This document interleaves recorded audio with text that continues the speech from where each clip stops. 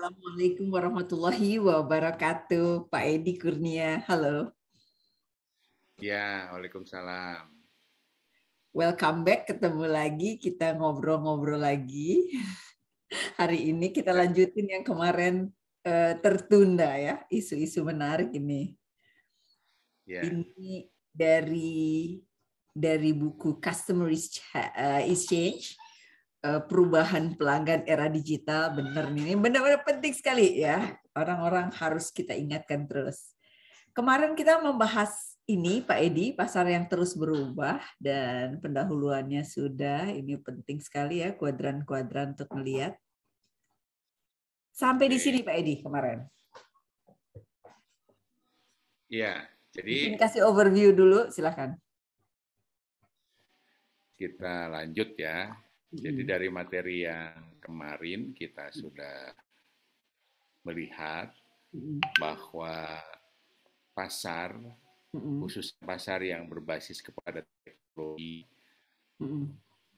lebih khusus lagi adalah teknologi digital berkembang sangat pesat begitu. Mm-mm. Betul. Dan itu semua sebetulnya Mm-mm. betul-betul merubah tatanan hidup, gaya hidup di berbagai penjuru dunia, ya di seluruh dunia ya, Mm-mm. melakukan perubahan semuanya. Jadi Mm-mm. yang namanya gaya hidup itu didorong oleh perubahan teknologi, Betul. lalu ketika itu menjadi gaya Mm-mm. hidup sendiri juga kemudian mendorong inovasi teknologi. Gitu. Iya, Dan kalau betul. kita berbicara tentang perubahan teknologi, gaya hidup, dan kemudian inovasi, Mm-mm. maka sebetulnya pada ujungnya itu adalah bagaimana Mm-mm. pasar tersebut Mm-mm. atau bagaimana teknologi tersebut yang pertama adalah memberikan kemudahan kepada Mm-mm. masyarakat untuk Mm-mm. memanfaatkannya begitu. Mm-mm. Dan kemudahan tersebut tentu saja pada akhirnya menjadi kebutuhan. Jadi kalau Mm-mm. sudah Mm-mm. dirasakan sangat mudah, Mm-mm. maka menjadi kebutuhan. Ketika Mm-mm. menjadi kebutuhan, Mm-mm. maka ukurannya adalah menjadi pasar, ukurannya adalah menjadi skala ekonomi kan begitu. Mm-mm. Jadi Mm-mm. karena butuh, tentu saja pasarnya meningkat. Ya Iya. karena Mm-mm. pasar meningkat, maka gaya hidupnya juga berubah. Mm-mm. Ini merambah Lingkaran ke ya. semua hal ya, Mm-mm. ke semua titik ya. Jadi kalau kita sebut katakanlah lingkaran yang tadi begitu, Mm-mm. itu Mm-mm. merubah semua. Jadi Mm-mm. kalau termasuk di dalamnya terhadap media cetak kan begitu. Mm-mm. Mm-mm. Jadi kalau kita berbicara disrupsi digital Mm-mm. terhadap industri media cetak, Mm-mm. ini kita lihat saja misalnya ya di Amerika begitu, Mm-mm. kita mengenal Newsweek begitu, ya Mm-mm. kan, yang betul-betul Mm-mm. itu sebuah majalah yang menjadi rujukan dari peristiwa-peristiwa yang sangat besar di dunia begitu. Mm-mm. Pada akhirnya dia juga tidak mampu bertahan Iya. untuk terus terbit dalam konteks dalam konteks media cetak. Iya. Jadi sejak kala media cetak memang dirasakan beberapa dekade yang lalu begitu, Mm-mm. Mm-mm. dan telah kalah bersaing dengan media online dan media sosial. Mm-mm. Sehingga pada tahun 2013 Mm-mm. Newsweek mengakhiri edisi cetaknya dan mencoba beralih ke media online atau ke e-magazine kan begitu ya, Mm-mm. ke e-magazine. Jadi tidak mampu lagi dia untuk bertahan. Jadi itu betul-betul merubah semuanya. Artinya ketika merubah dalam pengertian disrupsi yang sangat cepat Mm-mm. itu pun tentu saja perspektif bisnis medianya juga berubah juga. Betul. Jadi kalau Mm-mm. yang konvensional itu memerlukan banyak orang, meskipun dengan margin yang lebih tinggi barangkali begitu Mm-mm. kalau yang cetak. Tetapi kalau sudah masuk ke majalah digital. elektronik atau magazine begitu yang berbasis kepada ICT atau digital, maka banyak hal yang harus direstrukturisasi. Betul, Sumber daya manusianya tidak perlu sebanyak itu, distribusinya juga menjadi tidak seperti itu lagi, begitu. betul. Tidak ada lagi distribusi dan loper loper majalah atau loper Iya, koran, gitu kan. Jadi iya. luar Simplifikasi ya biasa. Pak Edi. Simplifikasi. Jadi kalau kita lihat seperti itu. Jadi coba kita lihat perusahaan lain yang mengakhiri media cetaknya begitu Iya. di Amerika.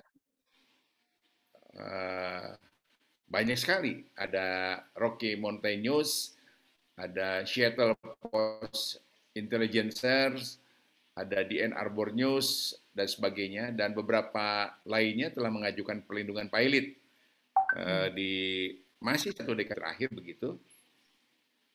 Tribune Company, Minneapolis Star Tribune, Philadelphia Newspaper, Chicago Sun-Times begitu. Dan beberapa media yang lain ya, banyak sekali yang memang mereka sulit sekali untuk bertahan. Apabila kita tahu semua bahwa teknologi digital yang sangat cepat perkembangannya itu kan lahirnya juga di Amerika. Misalnya Facebook misalnya lahir di Amerika, kemudian juga Google juga lahir di Amerika, WhatsApp juga lahir di Amerika, ya tentu saja semuanya itu akan berpengaruh sangat besar. Saya baca di laporan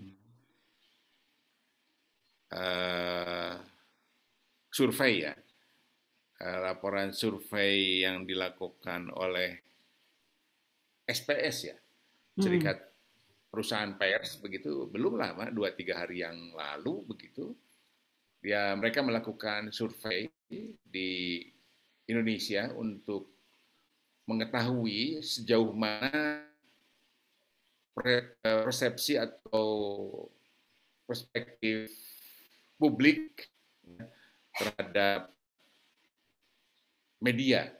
Jadi kelihatan di situ di survei media cetak memang sudah mulai ditinggalkan dan mereka sudah beralih ke media online gitu. Jadi kalau sebelumnya media cetak itu masih dianggap sangat referensial begitu ya. Iya, iya. Nah, lalu kemudian sekarang di akhir hari ini baru saya lihat 2-3 hari yang lalu baca di laporannya begitu. Itu mereka sudah mulai percaya bahwa yang referensi media online juga referensial gitu. Jadi ada perubahan mindset ya, perubahan sudut pandang. Nah, ketika itu terjadi memang menjadi berat ya. Jadi kalau sebelumnya kita masih yakin bahwa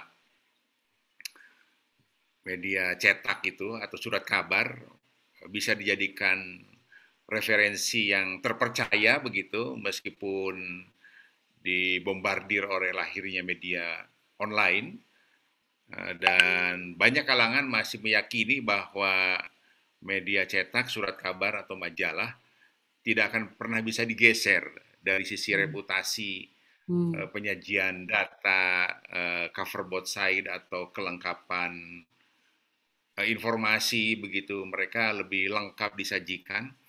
Tapi dari survei yang baru yang dilakukan Serikat Perusahaan Pers itu ada pergeseran nih belakangan ini. Coba kalau saya memang tidak baca tidak sempat mengumpulkan datanya, tapi bisa dilihat begitu. Ya. Itu betul-betul terjadi pergeseran. Jadi Pak Edi sebentar Pak Edi. Ya. Ya, jadi ada yang pertama media cetak itu reputasinya bagus. Tetapi ketika media cetak menggunakan medium digital, dia kan tetap menggunakan pendekatan metode cover both side atau etika-etika yang memang perlu digunakan oleh media media massa, ya kan Pak Edi? Jadi mungkin kredibilitasnya tetap baik dibandingkan sama yang baru gitu, yang online langsung gitu Pak Edi. Ya, jadi ya itu tadi. Jadi kalau kita berbicara tentang katakanlah kalau Newsweek pindah menjadi e-magazine begitu Iya. dan surat kabar misalnya menjadi apa newspaper E-paper, ya, e-newspaper gitu, ya, ya, e-paper ya. ya, Jadi itu eh, secara konten sama kan sebetulnya. Hanya platformnya yang berubah. Jadi mm-mm, kalau platform dari cetak pindah ke platform digital kan begitu. mm-mm, Nah, iya betul. Jadi tetapi karena ini pada akhirnya ini sebuah industri begitu, iya, karena sebuah industri begitu, maka kalau dilihat dari survei SPS yang terbaru, yaitu tadi ada pergerakan perubahan sudut pandang publik gitu. Jadi mereka mulai mengambil mengambil posisi begitu bahwa media online juga referensial begitu. iya, Ya, iya, iya, iya, memang iya, iya, iya, iya, dia iya, terus terus update begitu ya, terus iya, iya, update. iya, iya, Saya iya, kira iya, mungkin itu benar juga ya, artinya benar iya, juga iya, dalam iya, pengertian satu mungkin tingkat tingkat kesibukan masyarakat saat ini yang tidak sempat lagi begitu membaca cetak bisa jadi begitu, iya, kecuali mungkin pada saat cukup waktu, mm-mm, sehingga yang mereka cari atau peroleh berita-berita atau informasi-informasi yang up to date yang penting itu mereka peroleh dari digital dan itu mereka kan bisa mengetahuinya atau mendapatkan informasinya kapan saja, iya betul, sedang di perjalanan, sedang di sebuah rapat, bahkan di sebuah diskusi, secara paralel bisa mendapatkan informasi yang aktual. Dan iya, itu mungkin yang tidak akan diperoleh secara cepat dari media cetak. iya, Jadi saya kira, tapi memang kalau kita ambil posisi begitu, seperti mm-mm, disampaikan Bu Mona, saya kira kalau kalau level atau kalau untuk kebutuhan kita untuk mengambil sebuah kesimpulan yang lengkap, memang media cetak seperti surat kabar atau majalah itu masih sangat lengkap begitu ya. iya, iya, Tapi ini tadi saya menyampaikan saja bahwa sudah mulai ada iya, iya, sudah terjadi sudut pandang yang berubah iya, begitu. iya, Jadi iya, itulah mungkin juga tekanan, bukan tekanan, ya itulah iya, mungkin juga apa kemudahan yang diberikan iya. oleh teknologi itu tadi, Iya, jadi gitu Pak Edi kira-kira. tetap mereka menggunakan etika-etika itu, tapi mereka pindah ke digital, ya Pak Edi. Iya, iya, Satu lagi Pak betul. Edi, ini saya butuh jawaban nih. Bagaimana pendapat Pak Edi? Karena saya tahu sekarang ini ada perusahaan-perusahaan yang dulunya cetak hard copy ya cetak, kemudian gara-gara teknologi jadi pindah ke e-paper. Tetapi gara-gara e-paper itu dengan sangat mudah mereka eh, pelanggan kan dapat PDF tuh Pak Edi. Mereka Hmm, itu sebar-sebarkan kepada komunitas sehingga iya, perusahaan percetakan media itu jadi nggak punya pelanggan kan karena dengan sangat mudah nih kita bisa baca tanpa iya, bayar gitu ketika teman kita berbagi ya kan. betul. Nah itu Iya akhirnya betul. ada yang menggunakan strategi kembali Pak Edi, kembali ke media cetak fisik cetak gitu. Jadi Iya betul. ini intinya harus ada strategi yang berubah juga gitu. Saya Iya, lagi berpikir tentang itu nih. What do you think? iya.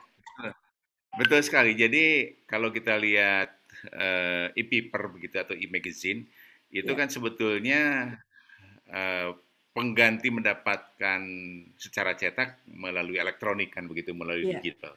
Dan ya, untuk itu sebetulnya mereka harus berlangganan kan begitu ya. ya, ya, Nah, tetapi ternyata karena sangat mudah sekali untuk berpindah begitu, maka itu pun menjadi Dilematis ya. sangat tidak mudah untuk bisa dikontrol. Ya, Iya, sebetulnya bisa sejalan atau bisa kita ambil analogi apabila sebuah surat kabar kita berlangganan begitu. Maka mm, sebetulnya kalau zaman dulu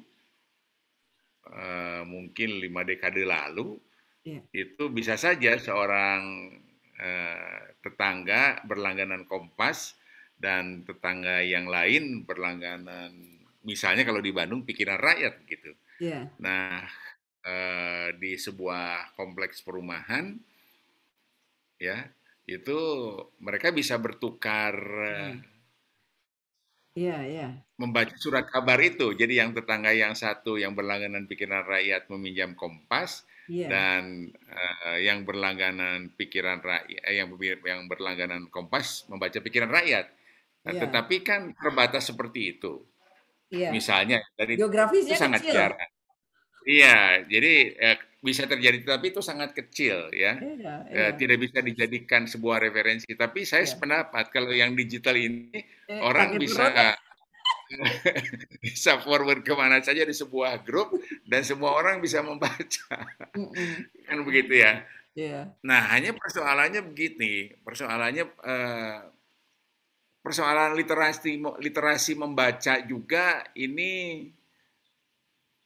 satu satu titik yang iya, juga harus menjadi perhatian. Artinya mungkin kita bisa mendapatkan sebuah eh,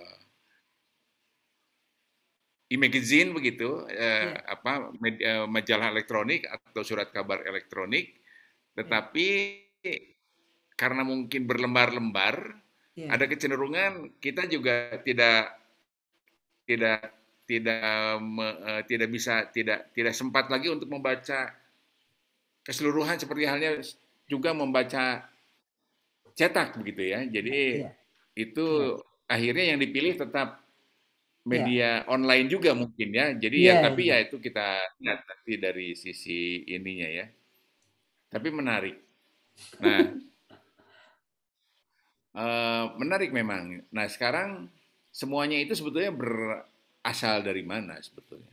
Iya. Ya, sebetulnya kalau kita lihat kekuatan di bisnis digital itu kan sebetulnya data ya, Mm-mm. big data Iya, gitu ya. betul. Jadi Big data. eh, kita coba kita lihat ya. Jadi kalau Iya. kita berbicara big data begitu, persaingannya juga sangat tajam karena tentu saja kalau kita berbicara media, berbicara market share, berbicara promosi, berbicara tentang iklan, berbicara tentang publikasi, berbicara tentang pasar begitu, ya sekarang semuanya sangat bergantung kepada data ya. Jadi ketika datanya lengkap begitu besar, kalau kita lihat fixed broadband di Indonesia begitu, Mm. ya ini posisi sampai dengan 2020 kita lihat. Jadi menurut data World Bank begitu penetrasi pasar fixed broadband di Indonesia Mm-mm. pada 2021 sebetulnya masih sangat kecil, Mm. mencapai 4% dari populasi. Kita Mm. kan punya populasi 270 juta begitu, Mm. atau 6% terhadap rumah tangga, jadi masih sangat kecil dan artinya pasarnya ini sangat Luas ya. terbuka, Iya, iya. sangat luas. Mm-mm. Nah, 4% dan ya? ini mungkin yang tadi yang ini terkait dengan bagaimana seseorang memilih mendapatkan informasi bahwa di Indonesia sebagian besar internet ini diakses melalui seluler. Hmm. Jadi aksesnya melalui seluler, melalui handphone. Hmm. Karena itu tadi mungkin karena mobile, karena mudah, tapi ya bukan hanya mobile. Ya saya mungkin kita bisa prediksi juga kalau seseorang sedang ada di rumah pun dia Hmm. kelihatannya kalau di Indonesia mungkin tidak bisa lepas dari telepon seluler. Dia selalu Iya. berada di dekatnya dan Heeh. mendapatkan informasi semuanya di situ. Ya, uh, di dunia yang semakin Nonton film pun pakai digital. handphone gitu ya, Pak ya? Ya, padahal itu kan layar kecil dan dia Iya, tetap di situ karena mungkin ya karena private ya. mungkin dianggap lebih apa lebih sederhana mungkin ya atau Iya, lebih simpel atau lebih gampang lebih mudah ya iya, itulah di bahasan minggu lalu kita bisa melihat makanya pasar handphone di dunia itu sangat besar di Indonesia juga sangat besar. iya. Sehingga Hmm, kita paham sekali bahwa koneksi berkecepatan tinggi dan stabil sangat dibutuhkan. iya. Kita akan merasa sangat terganggu begitu di Hmm, kala apa internet berkecepatan tinggi begitu atau fixed broadband hmm, itu lambat begitu. Itu jadi masalah gitu dan orang merasa tidak tersambung kemana-mana dan sebuah kesulitan besar rasanya betul, begitu. betul, Dan betul. itu kita akui. Semua orang mengakui itu. Jadi Iya, Indonesia ini juga kita tahu bahwa sangat luas. Sehingga tantangannya adalah memang bagi perusahaan-perusahaan berbasis teknologi begitu, berbasis teknologi digital, ICT, telekomunikasi itu memang memerlukan biaya atau investasi yang sangat besar hmm, untuk membangun jaringan begitu ya. hmm, Dan itu tidak mudah begitu. Apalagi Indonesia kan kepulauan. Jadi kalau kita lihat ya fix broadband market share di Indonesia ini seperti apa sih market share-nya? Jadi hmm, yang termasuk kalau kita sangat butuh kompetitif sekali sebetulnya atau ada beberapa banyak pilihan. hmm, Jadi tentu saja yang masih menguasai market share itu ada IndiHome yang karena coverage hmm, nasional begitu besar hmm, sekali hmm, dia hmm, menguasai market share 87%. hmm, Lalu menyusul di beberapa kota besar dari data yang coba dicari itu hmm, ada First Media di 7%, hmm, kemudian ada MNC Play di 3%, hmm, ada Biznet di 1%, ada My Republik di 1%, dan kemudian yang lainnya. Jadi hmm, eh, memang hmm. kekuatan infrastruktur menjadi sangat menentukan Iya, untuk bisa menguasai pasar kan begitu betul. ya. Jadi kuat Padat sekali. modal ini ya, Pak Edi. Iya Padat padat modal. modal, Iya. padat modal, padat teknologi kan Padat begitu ya. teknologi, betul, betul, betul. Padat teknologi, padat modal dan padat teknologi. Ya. Tetapi menjadi sangat selektif Mm-mm. untuk eh, sumber daya manusianya. Karena Ya. semakin tinggi teknologi, sumber daya manusianya semakin terpilih gitu maksudnya Betul, kan. betul, Nah, betul. tetapi bukan berarti peluang peluang peluangnya tidak ada. Karena ketika muncul teknologi yang baru, maka muncul bisnis baru. Ya, Kan begitu. Jadi iya, kalau iya. kita berbicara tentang platform fixed broadband itu, mungkin Iya. operator yang berbicara tentang atau yang melakukan investasi atau melakukan penetrasi pasar di fixed broadband ya, sangat berbeda begitu jumlah orang yang diperlukannya Iya, dibandingkan dengan sebelum-sebelumnya begitu. iya, Tetapi ada nilai tambah lain yang diperlukan bahwa sumber daya manusia ini tetap diperlukan dengan kapabilitas teknologi yang sangat mumpuni begitu konten. Kan iya, sekarang larinya ke konten. Jadi iya, ketika platform IndiHome itu kan platform ya, iya, juga ada konten. Yang diperlukannya kan konten. Voice media itu juga perlu konten. Jadi, nah mereka beralih ke situ kan. Jadi iya, ruang baru akhirnya tercipta juga begitu ya. Jadi iya. mungkin satu ruang itu memerlukan efisiensi sumber daya manusia begitu, Mm-mm. tapi ruang yang lain yang berbasis industri kreatif Mm-mm. memerlukan kebutuhan banyak sumber daya manusia kan begitu. Iya, iya, iya, iya. Ya kan seperti itu. Jadi kalau kita lihat sekarang yang sangat besar peluangnya ya tentang inovasi konten. Iya, Ya, jadi iya. itu ruang yang sangat besar dan bahkan bisa diterobos dari mana saja tanpa batas-batas tertentu. Jadi tidak aneh kalau saat ini misalnya ya yang meramu konten melalui YouTube banyak sekali Iya. dari Mm-mm. mulai muncul dari daerah-daerah dan menurut Iya. saya itu positif. Iya. Dia Iya. mungkin menjual hasil tani begitu, Iya. dia juga bisa menciptakan, menjual kekayaan alam atau keindahan alam di sekitarnya sehingga itu menjadi Iya. objek wisata. Iya. Nah, kan jadi banyak ruang untuk itu. Ya itulah kekuatan data saat ini. Betul, betul. Gitu Bu Mona. Ya, Oke. oke. Nah, semuanya itu pasar kan begitu ya. Iya. Semuanya itu pasar. Jadi Iya. kita punya beberapa basis. Iya. Bisa ini sebetulnya sudah beberapa kali kita bahas, tapi sekilas saja Iya. kita punya Kotler begitu dengan 4P, Iya. price, Mm-mm. place, product, dan promotion begitu. Mm-mm. Tetapi ini sekarang Mm-mm. bergeser lagi Mm-mm. di Kotler juga di lembar berikut kita bisa Mm-mm. lihat Mm-mm. bahwa nah ini adalah mungkin sekarang udah lebih bergerak lagi sebetulnya. Mm-mm. Jadi Mm-mm. kalau kita berbicara disiplin marketing itu ada manajemen produk, Mm-mm. manajemen pelanggan dan manajemen merek begitu. Iya. Mm-mm. Dan konsep marketing yang berkembang Mm-mm. sebelum ini itu ada 4P yang tadi, Mm-mm. kemudian kita mengenal juga dengan segmentasi, target dan positioning begitu. Iya. STP. Lalu juga STP ya ada pembentukan merek, maka di era digital atau media sosial Mm-mm. sekarang manajemen produknya itu adalah ke konsep co-creation jadinya kan begitu ya.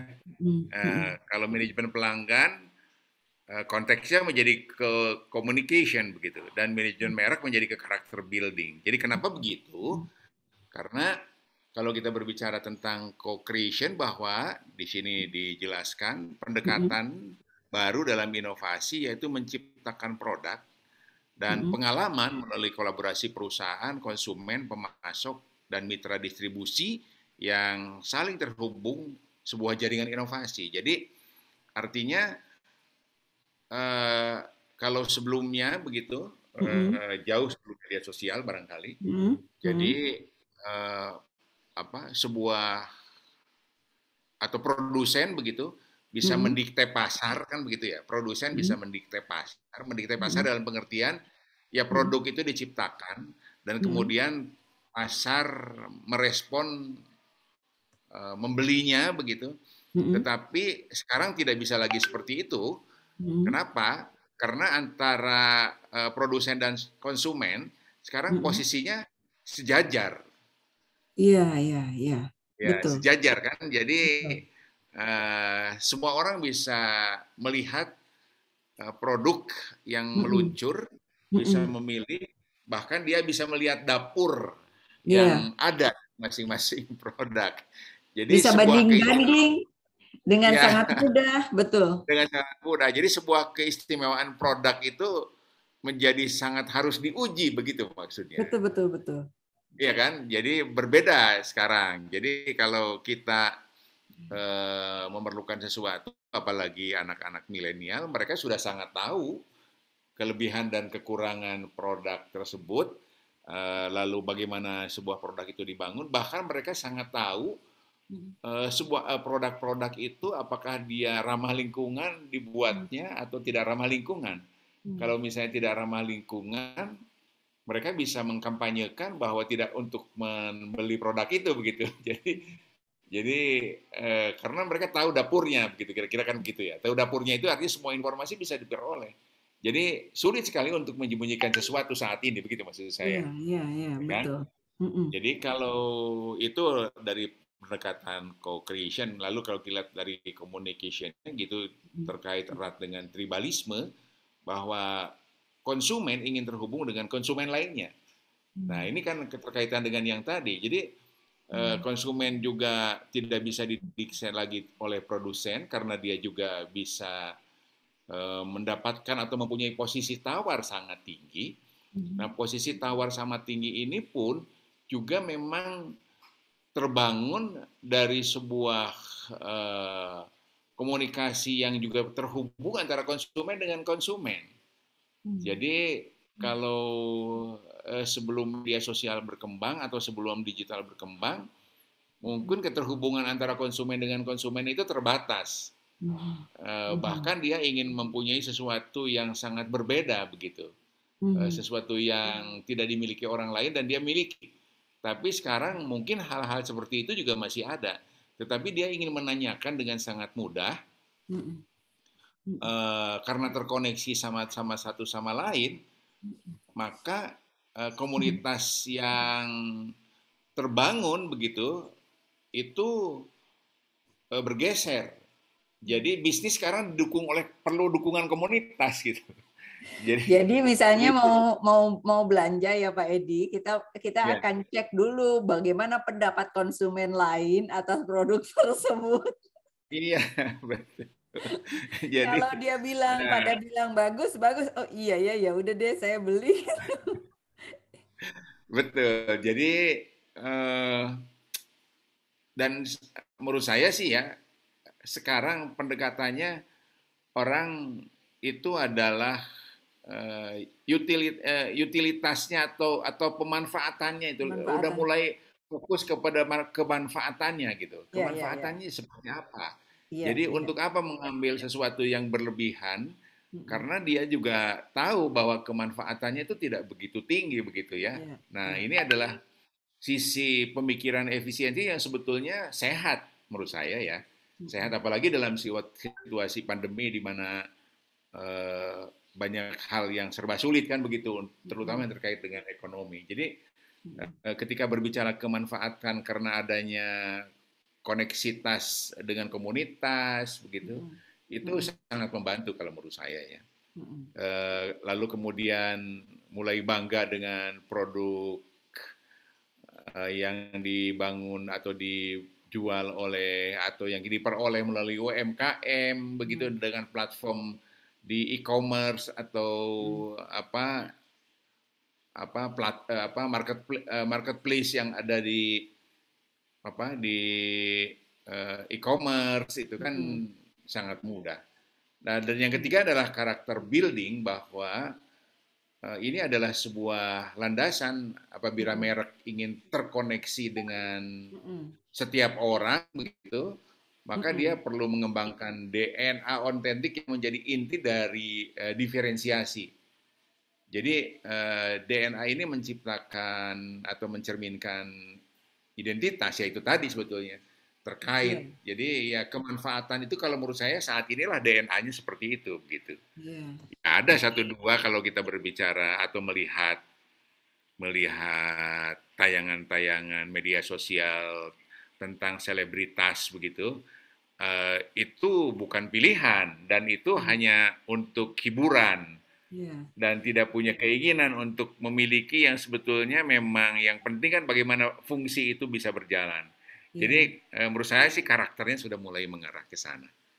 Pak Edi, mohon sedikit dijelaskan tentang DNA otentik seperti apa Pak Edi? Ya, jadi artinya begini, karakter building itu kan sebuah brand begitu, sebuah brand, sebuah merek.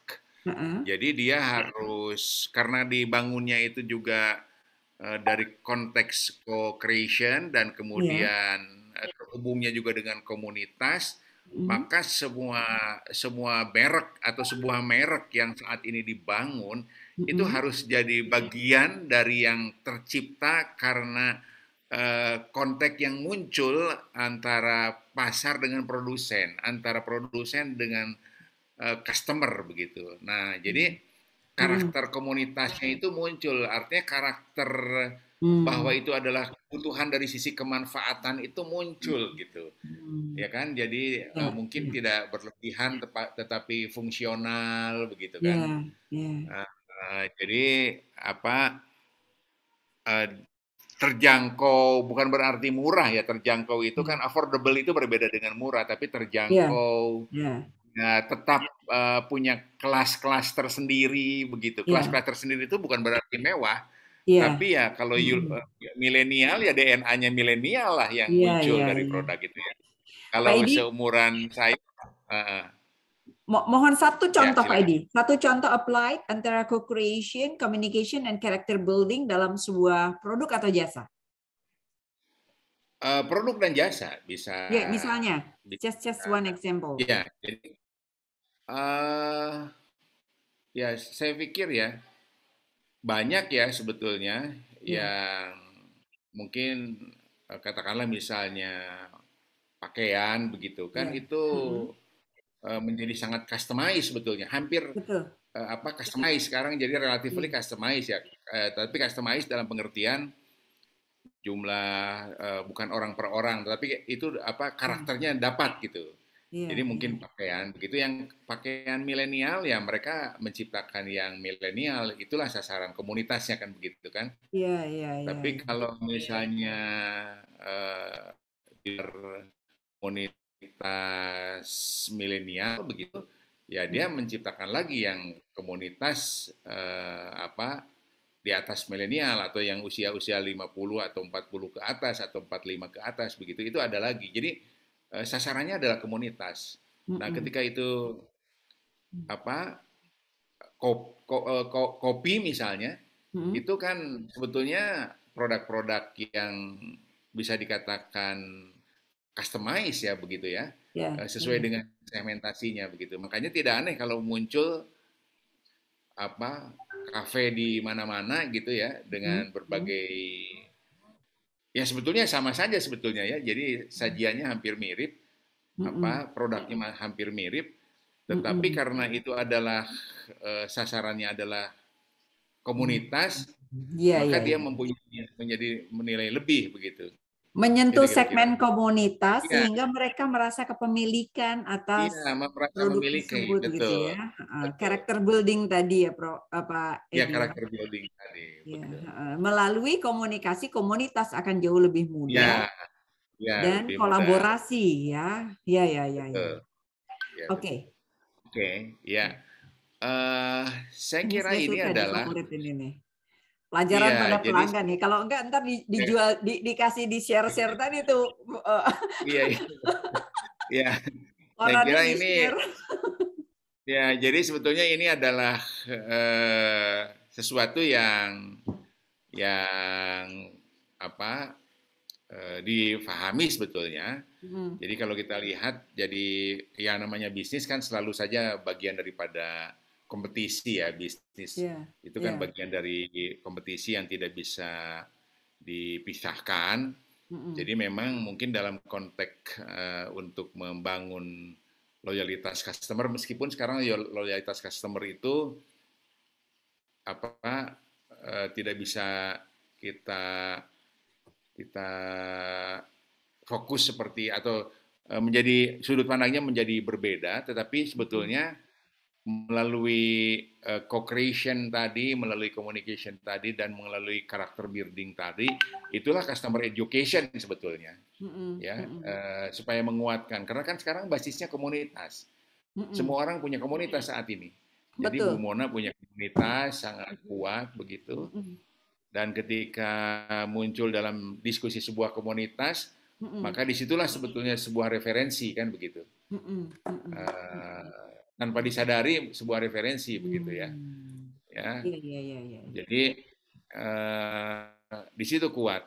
Nah, jadi itu kemudian kalau kita lihat customer education di sini adalah perlu paham tentang apa dan bagaimana layanan produk diberikan kepada publik dan sejauh mana dikelolanya itu yang tadi saya bilang bahwa sekarang tidak ada lagi dapur yang tidak diketahui oleh customer, bisa Mm-mm. dikatakan dapur Mm-mm. dikesuai oleh banyak customer. Jadi kalau kita datang ke kafe, orang tahu bagaimana membuat kopi dan Mm-mm. orang tahu Mm-mm. bagaimana roti Mm-mm. dibakar begitu, Mm-mm. melihat kan begitu. Mm-mm. Ya, Mm-mm. jadi Mm-mm. tidak ada yang tersembunyi di dapur kotor begitu. Semuanya dilihat Iya. di dapur bersih. Jadi ada experience ya Pak Edi ya, Iya, ada experience. pengalaman yang lebih Iya, dekat ada gitu ya. pengalaman. Ya, betul. Jadi di situ pergeseran-pergeseran. Jadi saya kira ini adalah peran yang sangat Iya. strategis dan pergeseran-pergeseran itu muncul. Oke, kita bisa lihat di berikut. Ya, jadi kalau kita berbicara tentang perilaku begitu, seseorang melakukan sebuah pembelian atau dia berbelanja sesuatu begitu, sebetulnya dipengaruhi 4 faktor gitu ya. Alasan Pertama orang adalah beli itu budaya. ini. Iya, alasan orang beli ya, ada budaya begitu. Jadi ada kultur, ada subkultur, ada konteks sosial kan begitu. Misalnya kultur, subkultur dan konteks sosial itu ya budaya digital ya komunitas kan begitu ya. Betul. Sosial juga komunitas meliputi kelompok acuan, keluarga, peran dan status gitu. Dia berpikir juga tentang itu. Ya tadilah kalau kita berbicara pribadi itu tadi ada umur, ada siklus hidup, ada pekerjaan, ada ekonomi, ada gaya hidup, kepribadian dan konsep pribadi begitu, dan ada psikologis, jadi motivasi kenapa dia membutuhkan itu, persepsi kenapa memilih merek itu, knowledge atau pengetahuan, saya memilih itu karena punya informasi tentang ini, kemudian kepercayaan dan tentu saja ada level atau latar belakang pendidikan. Jadi menurut saya ini adalah perilaku ya seseorang melakukan pembelian ya, jadi faktor-faktor ini, dan harus kita akui ya budaya sosial pribadi psikologis ini melekat dalam kehidupan kita saat ini gitu ya. Iya, betul. Jadi luar biasa. Iya. Oke, ini adalah kredo saja sebetulnya untuk menyatukan bagaimana dari sisi produsen atau dari bagaimana kita melihat pelanggan begitu ya. Kita tidak bisa lagi melihat bahwa pelanggan itu hanya sekedar target begitu. Oke. Tapi Pak Edi, mohon maaf. Kredo ini applied untuk digital saat ini juga ya, masih ya. Oke. Untuk digital, ya kan. Jadi ya itu tadi bagian dari co-creation kan sebetulnya. Jadi hormati. Jadi cintai pelanggan dan hormati pesaing. Jadi pesaing tidak bisa semata-mata dilihat sebagai lawan begitu, tetapi dia juga harus dilihat sebagai satu titik di mana kita bisa belajar. Kan begitu kan? Iya Pak Edi, betul. Bayangin ya, kan? dulu ada ributan antara produk transportasi, akhirnya sekarang kerjasama. Iya, ya itulah yang terjadi. Jadi kalau misalnya bisa melakukan persandingan begitu, kenapa harus bersaing kan begitu? Betul. Hari gini udah nggak bisa lagi ya Pak Edi. Iya, nggak bisa lagi. Satu strong di mana, satu lagi sulit strong sekali untuk. Pokoknya kalau istilah saya sulit sekali untuk menutup dapur gitu. Sekarang dapur itu terbuka begitu. Jadi itulah ya. Dan ya saya kira inilah hal-hal yang sebetulnya standar, tapi memang kita harus paham, harus tanggap begitu dan siap untuk berubah, kan begitu ya. Itu clear. Pastikan dan jaga diri bahwa kita tahu siapa sebetulnya diri kita sebetulnya. Artinya kita harus punya positioning kan di sini maksudnya. Ya, positioningnya harus betul-betul jelas. Jadi kita tahu bahwa pelanggan juga sangat beragam. Sasarlah pelanggan yang mendapatkan manfaat paling banyak dari kita. Jadi kalau ketika pelanggan merasa mendapatkan manfaat banyak dari kita, maka dia akan memilih itu kan begitu ya. Betul. Karena sebetulnya kan yang diperlukan itu tadi kita diskusi di depan kan kemanfaatan sebetulnya. Sekarang eranya kemanfaatan. Ya kan begitu. Jadi seperti itu, tawarkan paket yang bagus dengan harga yang wajar, affordable tadi kalau saya bilang. Jadi bukan murah. Bukan murah tapi wajar gitu kan. Jadi affordable itu kan wajar. Jadi karena mendapatkan manfaat banyak ya saya nggak keberatan untuk membeli produk itu kan begitu, manfaatnya banyak. Ya saya kira ini adalah pendekatan customer, pastikan bahwa kita selalu ada begitu untuk mereka. Karena sekarang untuk membuat atau supaya menciptakan loyalitas pelanggan itu jauh lebih berat dibandingkan sebelumnya karena pilihannya menjadi banyak, Betul. platformnya juga banyak sekali dan mudah untuk berpindah, sangat mudah begitu Betul. kan.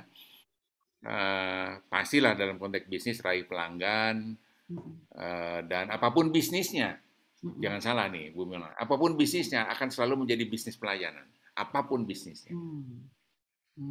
Karena orang kan tadi cintai pelanggan dan Cintai hormati pelanggan pesaing. dan hormati. Jadi Ya. Setuju, setuju, kuncinya setuju. kan sebetulnya semuanya bisnis itu adalah pelayanan sebetulnya kalau namanya Iya, bisnis. iya, iya, Ya, iya, iya. pastilah di Iya. zaman digital itu selalu sempurnakan QCD, quality, cost dan delivery dari proses bisnis dan kumpulkan informasi yang relevan tapi gunakan kebijakan dalam pengambilan keputusan akhir. Iya, Jadi ya iya, sederhana sebetulnya iya, kredo iya, ini, iya, tetapi iya. ketika ini diimplementasikan menjadi sangat sulit begitu. Iya, iya, iya, Tidak iya. tidak mudah. Ini semua dengan teknik, dengan strategi, dengan Iya, banyak hal. betul. Betul. Apa ya, tanggung jawab sosial juga, ya kan, Pak Ya, Edi? tanggung jawab sosial. Jadi Mm-mm. ini adalah indikator keunggulan bersaing. Jadi setidaknya ada 3. Jadi yang pertama adalah kepemimpinan biaya. Jadi ini adalah kepemimpinan Kos biaya itu ya, yang disebut dengan cost leadership. iya, Ya, cost leadership saya kira ini penting di iya. zaman digital ini. Cost leadership menjadi sangat penting. Mm-mm. Kemudian diferensiasi yang namanya pasar, dia harus punya titik pembeda begitu dan Betul, fokus begitu ya. Jadi harus betul, fokus. Jadi tidak terlalu banyak cabang begitu ya. betul, betul, betul, betul. Supaya kita punya target yang penting begitu ya. Iya, Jadi iya. cost leadership, diferensiasi dan fokus. Ini adalah indikator apabila kita ingin mampu merebut pasar.